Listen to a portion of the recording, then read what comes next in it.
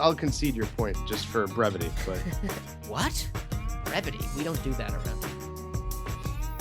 It's probably No. Citrus, or what is a Capital One Bowl? It used to be Citrus Bowl, right? oh my Capital god, One. dude, where have you been? I just like the real name. It hasn't been the Citrus Bowl since like what, 2002? What was your highlight side dish from Thanksgiving? Oh gosh, Scotch. This is the Buck Around, the podcast devoted to all things Wisconsin Badger football from a fan perspective. Featuring your hosts, Richard Branch and Maxwell Brusky. And hello, everyone, and welcome back to the Buck Around. Welcome back to episode 311 of the Buck Around. I am one half of the Buck Around, Richard Branch, joined by my efficient colleague, Maxwell Brusky. Max, how are you, sir? I'm good. I thought you were going to say focus, but We did that, I think, last week I or the think week either before. one's good. Yeah, that works. I'll try to pretend that in my mind I haven't reused one of these adjectives in 311 episodes or whenever I started. I think I started doing it in like the 20s or 30s, but I'd like to pretend that I have never had a repeat, but I really doubt that because it's not like I'm keeping a master list and this is, in my brain somewhere, because it definitely is not. But glad to be back 2 weeks in a row here. And for the next several weeks, as well as we wrap spring practice. I think more or less as we are recording here, Badgers are completing practice 14 of 15 in the spring. So we are more or less at the end of spring. And you and I said we could start, I guess we could say, wrapping this thing up. Sort of starting to get to our spring retrospective, if you will. And starting today. Pretty exciting, huh? I think so. Yeah, I think so. Yeah.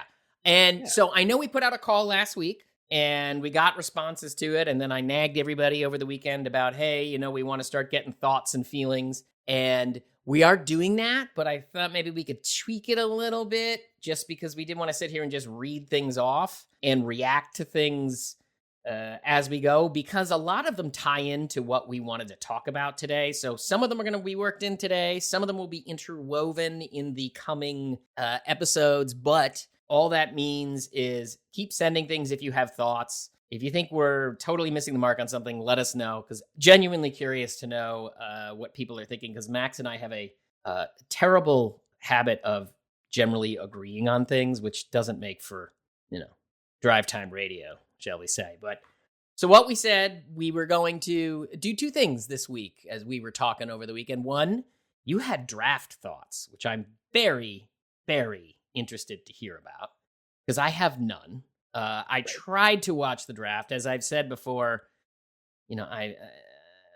this year, my son is now into the NFL, so I'm trying to be a good sport. And I do enjoy watching the game, but man, you can't convince me that the draft is interesting to watch at all. It is so many commercials, and it's a business conference. It's like, the Northeast region's top knife salesman at Cutco.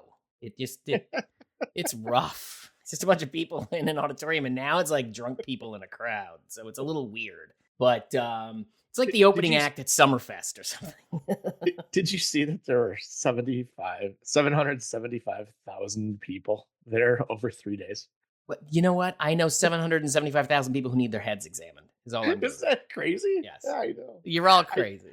But I know we were initially talking about maybe doing draft at the top, but you had said, it probably makes sense after we revisit sort of our main meaty topic, if you will. I think so. Yeah, the draft stuff isn't really spring related. It's Okay. more general. So, But yeah, so let's do that. Let's So do let's this. start with we're going to revisit the 5 things. Yeah, so we each had 5 things, and I'm putting them in air quotes because you had 4 things that we were looking at from spring practice. And yeah, we kind of wanted to go back and revisit those. I took a walk this morning as it was a nice spring morning to re-listen to what we said beyond just my little printed notes here that I'm holding, just to sort of put a little flesh on the bone. So I can add to that. But so why don't we do this? We'll sort of go back and forth like we did in 308 when we did our 5 things to watch. And our first one for both of us was the same thing.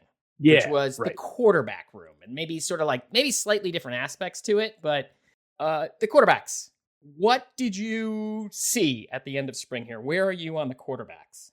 Well, when you started off spring, I don't know if anybody really expected for there to be so much equal time between Locke and Van Dyke with the ones, right? And I think had we realized how weird the offensive line depth was, maybe that would have changed. I don't know that it would have, but from all the reports that I've seen, they both have really had their moments, and maybe Van Dyke did come out in the lead, I guess.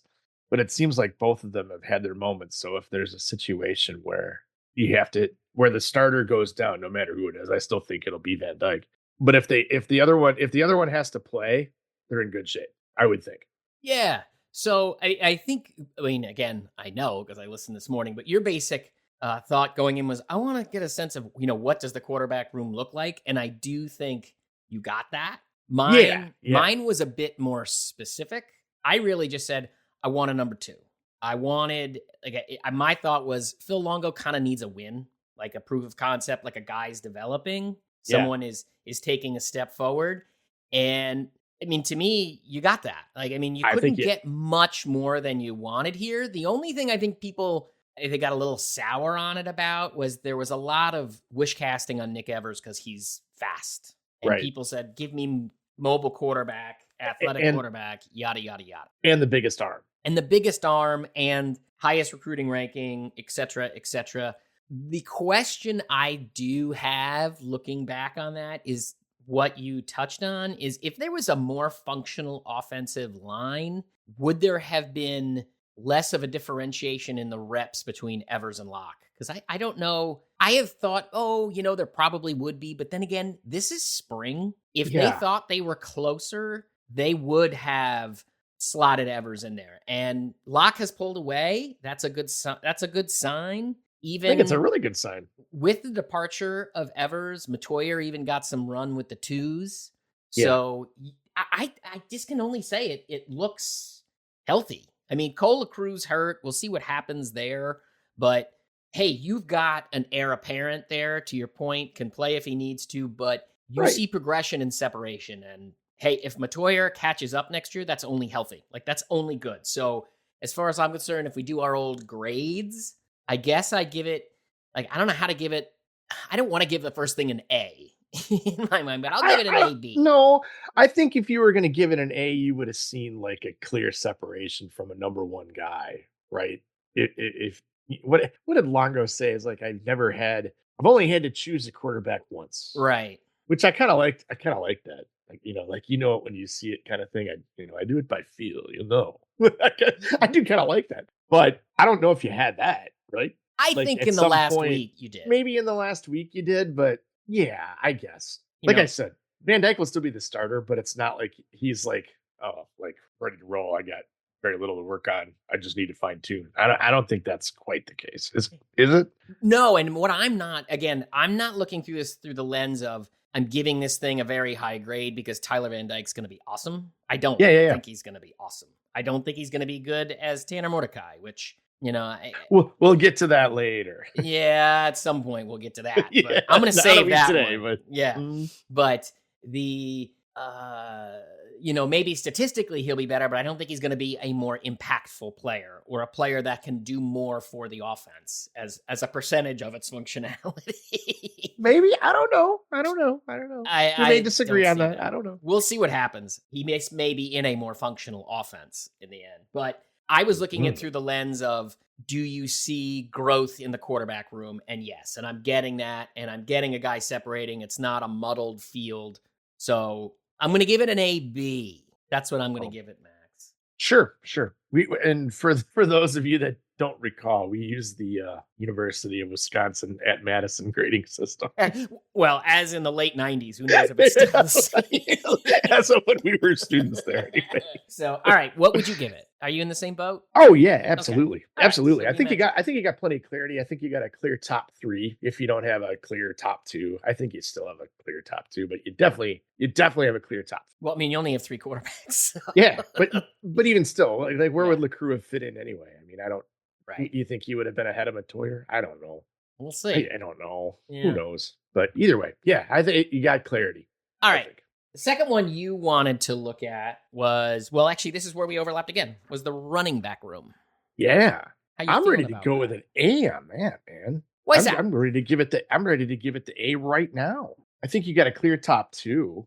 Saw a lot more from Ches than I think you would have seen. And if you're going to take it from looking forward to the season, I mean, can Lightning strike 4 times? I don't know. I doubt it. I can't. I'd have to think not. But you had Tyree Walker really show up as somebody who's going to like the clear number 2, I think, as it stands right now. I mean, there's still 2 freshmen that won't get here till fall. And I'm guessing one of those will probably, see some time on the field, if not both of them. But you got top 2 guys. And then I think you saw a lot from Tuca and even a guy like Nate White. And then in the last week, Jackson Aker and Yakimelli had highlights. So I think where you went from a situation where it's a lot of unknowns at the end of last season. You know Allen's leaving. You don't know if Ches is coming back. In the bowl game, your top 2 guys were Jackson Aker and Cade Yakimelli.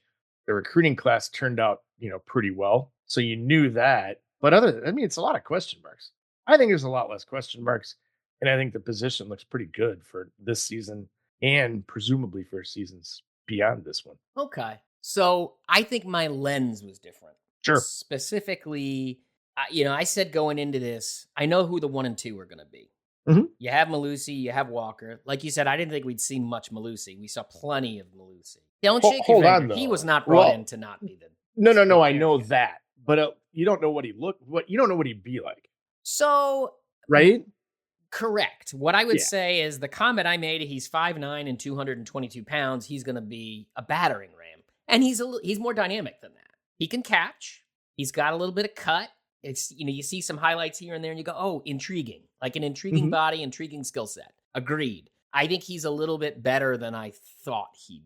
I thought we were kind of looking at a Chris James type thing where it's kind of like a strong guy that maybe is a little straight liney. He's a little less straight line. He looks better than Chris James. You did think that too. Yeah. Yeah. So yes, but that wasn't so much the thing I was curious about because it was, sort of like I had my buckets of currents and futures. Right? Mhm. And this one straddled the two a little bit, but only because I was saying, okay, let's look at the third back. My assumption 3 weeks ago or whenever that was we recorded, actually it's almost a month ago now, was that Jackson Aker was going to tight end. And I still don't know why Jackson Aker isn't at tight end because they have 8 scholarship running backs and they seem to have a bit of a mix and match thing going on at tight end and he's capable and willing. Again, I've said that enough. People don't need to hear me say it anymore. But my big question was, okay, who's number 3? And what I'd like to see is somebody push Yakimelli, not because Yakimelli can't be a functional 3, but more because I want to see a guy who can maybe be a future of the position a little bit. And it was, can Nate White make some noise? Can Atuka make some noise? And I know you're saying, they had some plays, but I look at where they're playing, and they're playing with 3s. Like, if you're That's on true. the 3s Yeah. on offense right now, Mhm. if you're not getting some reps, if they're not like cycling you into the 2s this spring because of the situation on the offensive line, I think it's really telling. Like, really, really telling.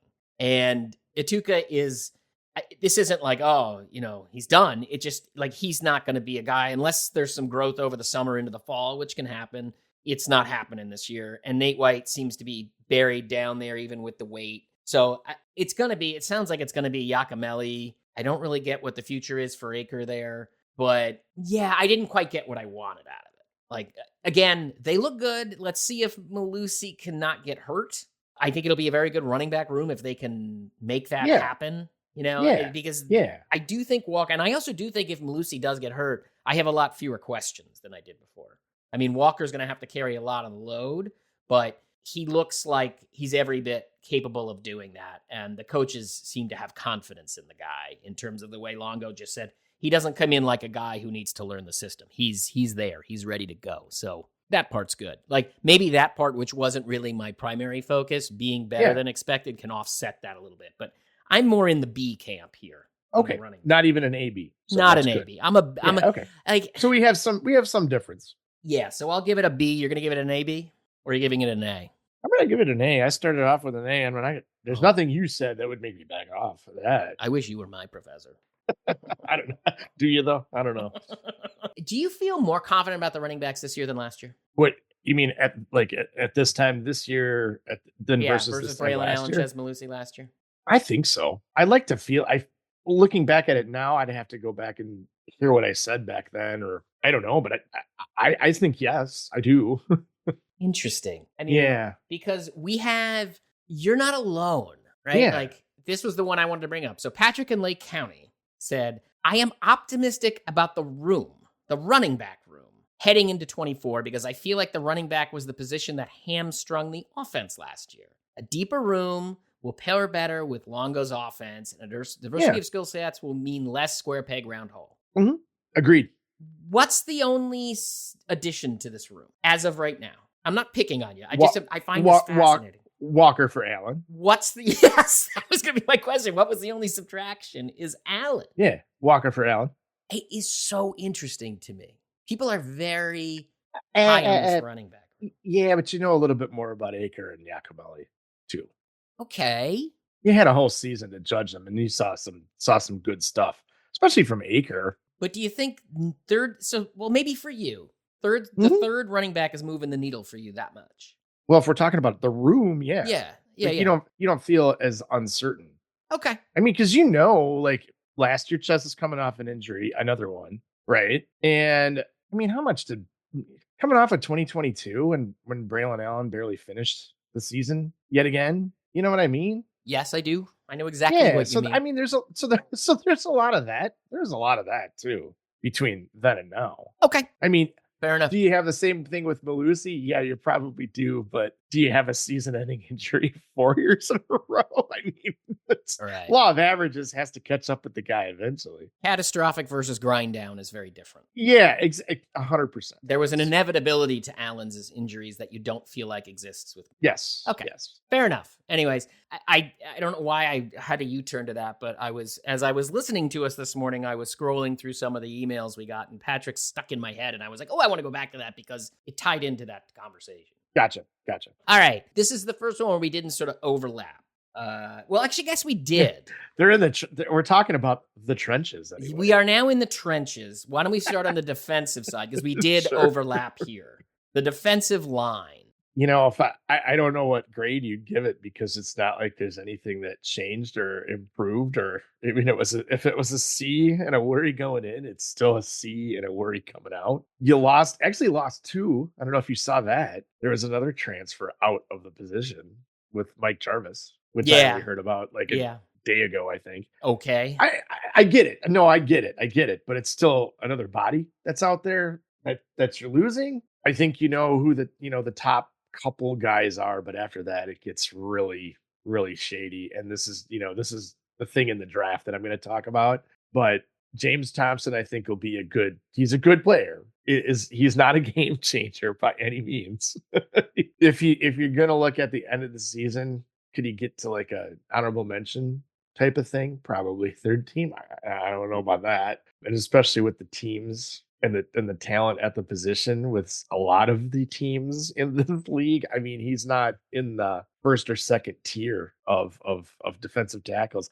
And that's your top guy. Yep. So, but again, that's something we knew going in. So how much you're going to improve over that, I don't know. I think they probably have a good idea of what the rotation is going to be, and that I think you want to see if Howard or Willer can do a little bit more over the summer. I don't know how much improvement you'd have in terms of play over a summer. I guess my point is I don't know if there was much to learn or if there was anything to take away from the spring, and the position looks as scary going into the spring as it does coming out of the spring. And they didn't add anybody either in the portal, by the way. Well, they did. Elijah Hills. No.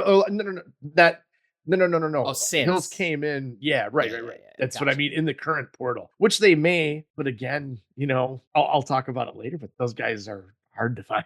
They're just hard to find. So I will take your last sentence, which is you said it came out of spring in the same spot it went into it. I would disagree. actually think it's Yeah, you think it got worse? Here's my thing. Or So, worse or more scary? More or scary. more of a concern. Yeah. just because. So here's again. I was listening to us again this morning, and my barometer was how many guys end up better than Ben Barton or are ahead of Ben Barton in the rotation, because he's sort of like my baseline. He can be a perfectly functional 20-25 snap guy.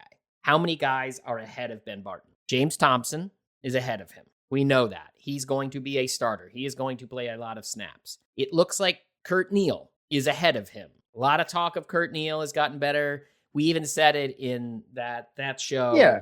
In the bowl game, the first time he's played a lot of snaps. Looked like he can do some things. Again, he shouldn't be a full-time player, but he should be a rotational player. But I don't know if that's going to be the case.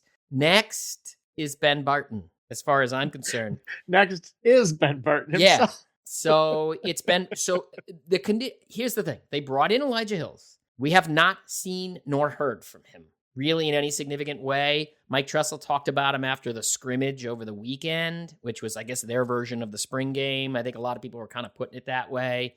It was full speed, full contact, a game, right? Yeah, right. Yeah. And made it sound like the body wasn't ready coming in. So he's got to make some improvements over the summer. So that's a whiff as of right now. The defensive line is clearly the weakest part of this team coming out of spring. There's no doubt in my mind. They have, I think they have because I don't have Michael Mack on my list here. Didn't I? Yeah, I printed this morning. So they're at 83 scholarships right now with the departure of Michael Mack this morning. They are going to be too short. They're at 83 with his departure and Tisdale the other day. And Tisdale, right? Yeah, that I did know about. You knew they were going to go down at least one. Yeah. Because they're courting defensive linemen. They need to find some bodies, but I just don't know what they can find. I am very not so hot on this one. I am going to give, you know what? You didn't even have Jamel Howard didn't boil up.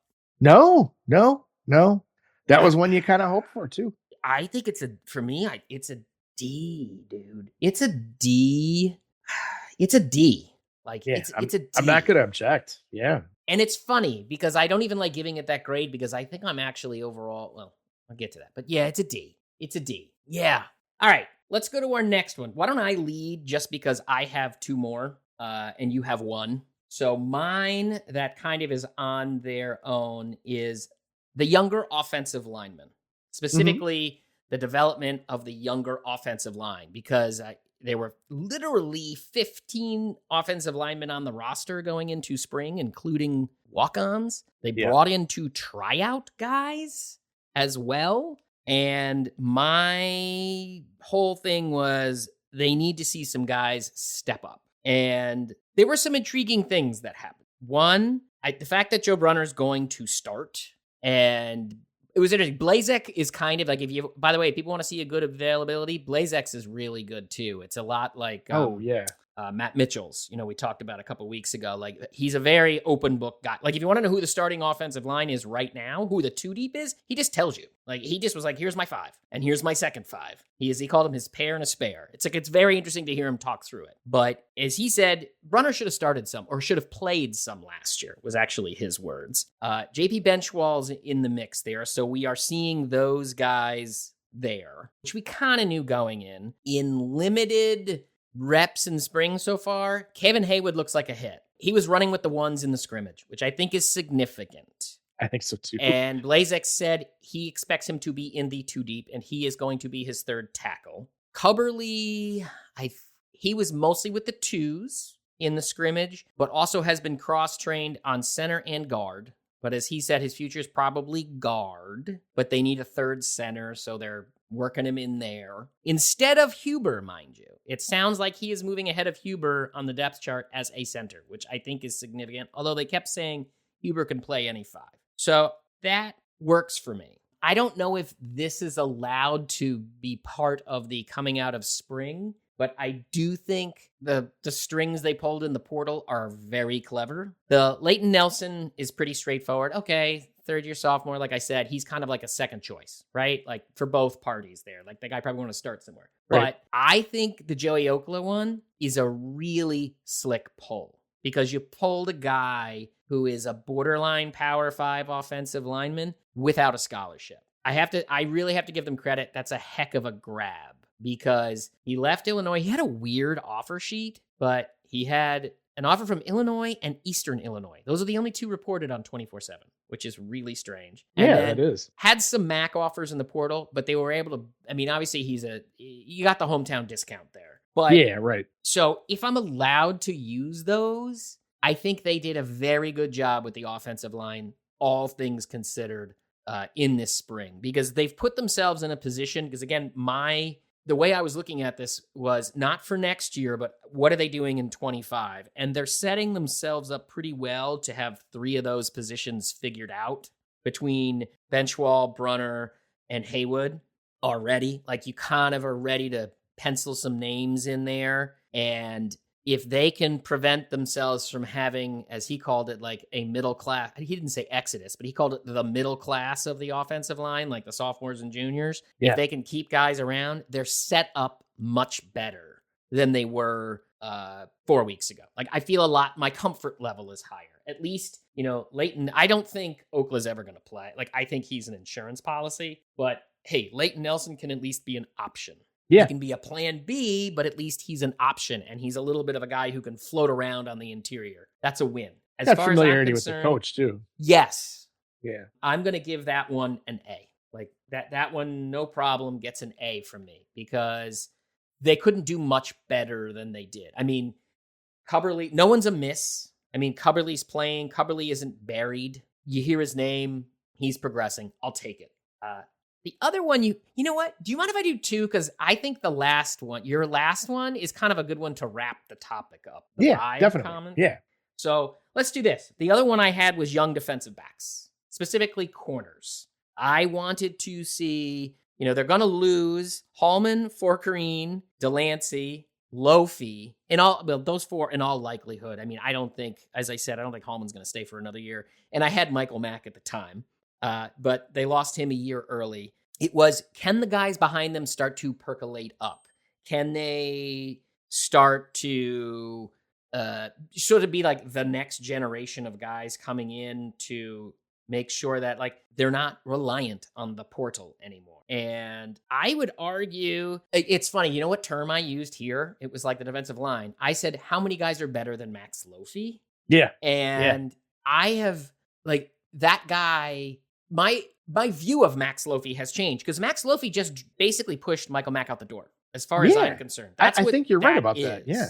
Yeah. And between Max Lofi and like DeClona and Arnold, they like that is a healthy transfer. As a guy that I thought would be in the 22, as Fickle likes to say, that no longer was. And he's like, I got to go somewhere else. And that was a guy that they sat on for a year. Like they wanted to use him and he got beat out. So Lofi isn't going to be a future guy, but the fact that these other guys around him, like DeClona and Arnold, are all in that mix tells me they're in a good place. And then you have like Snowden, who's the puppy dog, but the way he's talked about sounds like with a year of seasoning, he's going to be in that sort of second tier next year. So like you have an upper tier, like next year's upper tier. And I'm not talking 2024, I'm talking 25. It's going to be DeClona and Arnold. And then you're going to need somebody like Snowden to sort of percolate up. And then you're going to have guys like Jay Harper and Agard who are sort of trying to filter into that second tier. Like you're in a good spot. Like I feel a lot better about, it's funny, I feel better about Max Lofi because of another guy's decision. Yeah, right. But I feel better about this position than when I came in. So it's not perfect, but I will give it, what do I give it? If I give the offensive line, did I grade the offensive line? I don't think I did. Yeah, you gave it an A. Okay. Oh, geez, Rich, you got to calm down. I am going to give this a B because I mean, come on, I got to maintain some academic integrity here. But those I suppose. those are my 5. So I have an A, B, an A, a B, and a big whopping D for diploma. But let's talk vibe, which was your last one. Yeah, I think your grades there kind of really play into that, don't they? I mean, you're pretty excited about most of those positions. So Vibe is different from the way you talked about vibe was different. No, I but- know. It was just a nice transition. Oh, okay. Because I think the vibe is, there's no spring game. Like, why would you do that? And I don't know if that's just for we hyped this up so much last year, and we had the hype last year was so much more than it was this year. This year is so much more like we're all about business kind of thing. And I just don't know why you would not have at least one Saturday open to the public and sell tickets for charity. I don't get that. I think it was all location. I mean, this practice they had, the scrimmage they had, which was effectively the spring game. Yeah. If you don't have the facility to do it, that's true. Yeah. I keep forgetting that. But I think that plays into it though. That I think everything this year was just much more measured, and it wasn't so hypey because I feel like I don't know. I feel what it tells me is they feel like they didn't necessarily overhype it, but they oversold it, and they know they oversold it, and people weren't that happy with what happened, and nor should they be. You know, you shouldn't lose to Indiana. Right. You shouldn't lose to Northwestern. Even if Northwestern did make a bowl, you shouldn't lose to Northwestern. And if you do lose to Northwestern, you shouldn't get your ass kicked by them. And I think a lot of that stuff is just this year. I think they realize they have a lot more to prove, and that's the way it feels to me. And you know what else too? I think the not having a Braylon Allen there, I think makes a huge difference just with the overall vibe. You don't have this Heisman candidate. There's no star. Who else is comparable in the star power? I was making a face about the Heisman candidate. Sorry. Yeah, but he was. I mean, I guess he wasn't going to win Heisman. Look, he was in like the second tier. I think he was at the end of the first tier Really? in odds. Yeah. Okay. But the point is that there was somebody to hype. Okay. You don't have that. Correct. No argument there. I just Yeah. didn't know that he was. I mean, I don't Yeah. pay attention to that stuff, but I didn't know he was. The Prince of Darkest Return. No, but there's nobody like that. So I just think that's really what I wanted to see what the vibe was going to be like, and it really, for me, it was as expected because it's just a lot more measured. It's a lot more all business, and you're right. I kept forgetting about the facilities thing, but I feel like in another year they would have figured out a way to do that at Breeze Stevens Field or something like that, or Edgewood, or something like that. I think in other years they might have figured out a way to do that. Maybe not with Chris, but with Bielema or Anderson, maybe. I think in general, I don't think know. Fickle's any different. I don't think any of them want to have spring games. I think they hate spring games. Me So- too, but Wisconsin's one of the few Power 5 programs that doesn't have one that's on TV. Yeah, I know. Yeah. But I mean, whether that changes, I don't know, but they are in that kind of. To me, it's a rare category if you're a top 25 yeah, program, in terms of revenue and profile and winning and blah blah blah. For this level of a program, it's odd. Yeah. And it continues to be odd. But for this year, yeah, I don't think it's that much of a surprise, which I think it's a good thing. I think it shows the staff's pretty focused and they realize that the honeymoon's over and yeah. long over. But they've been chastened. Well, so you know what's funny? I was going to bring that up. You in that episode when we were Yeah. doing these, you were hesitant. You said I don't want to call them chastened. I am hesitant to use that word, and I'm like, why? Because I think that's a Yeah. really good. I think it makes sense. I think doesn't it's a it? good word. I would use a different word. Yeah. Urgency. Because Yeah. I have just, if you're talking vibe, Yeah. there is an intensity to it where they're talking about how hard they were hitting this spring, how much Right. hitting they've done. Right. I think they did a lot more hitting too. Yeah, they I did. think there was a lot more of that. Like, we got to get back to basics, boys. Yeah.